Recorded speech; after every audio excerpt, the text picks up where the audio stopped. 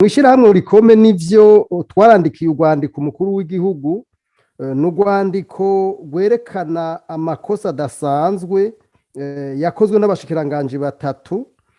Ayo makosa araba ivyo kubaka aha uruzi rwa Ntahangwa ruca, murabona ko ku mpande hariho h'amazu.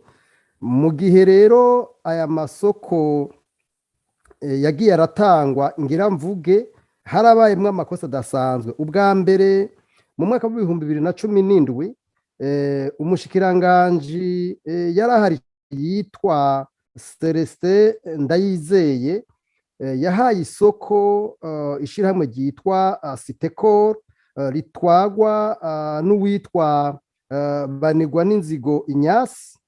Iryo soko ryari riciye amafaranga angana amamiliyoni 250.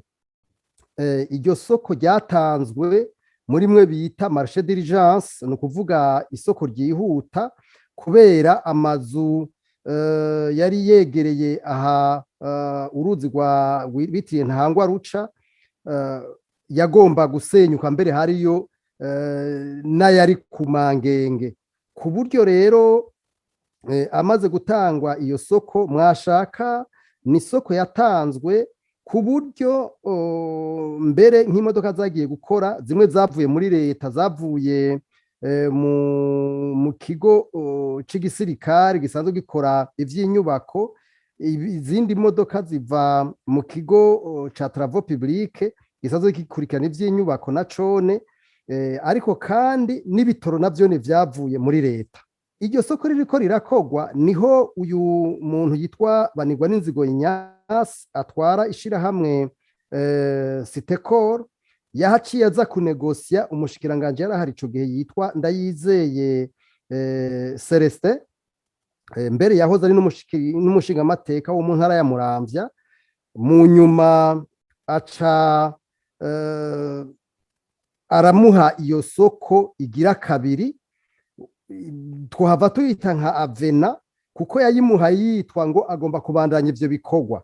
Mugabo rero iyo soko igira kabiri iciye wewe ivyo yanditse avuga amafaranga asaba n'amafaranga n'amamiliyoni 650 hafi.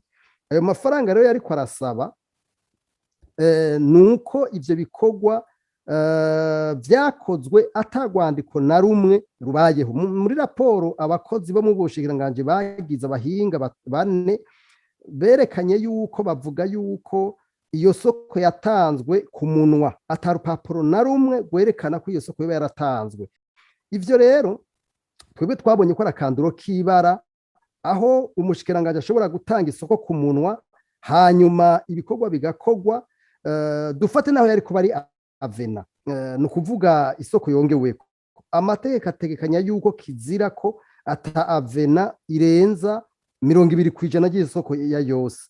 Mugabo murumva neza yuko noneho niwe yishingira ibiciro, nta wuzi ivyo yavuze ko harimo mukuri na gutoya.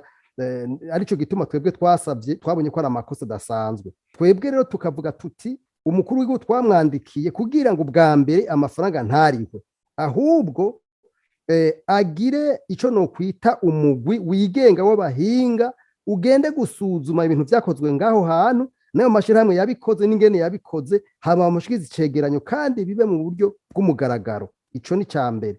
Ikigira kabiri ni rishirahamwe naryo ryagiye gukora ibikorwa ritagira urupapuro na rumwe, ritagira icanditse na kimwe, bakabikora ku munwa mugabo bakabikwishuza amafaranga. Nabo ni bagomba gufatirwa ibihano kuko birabona ko ari ubusuma bwafunditswe hagati yaba bashikiranganje n'iyi societe.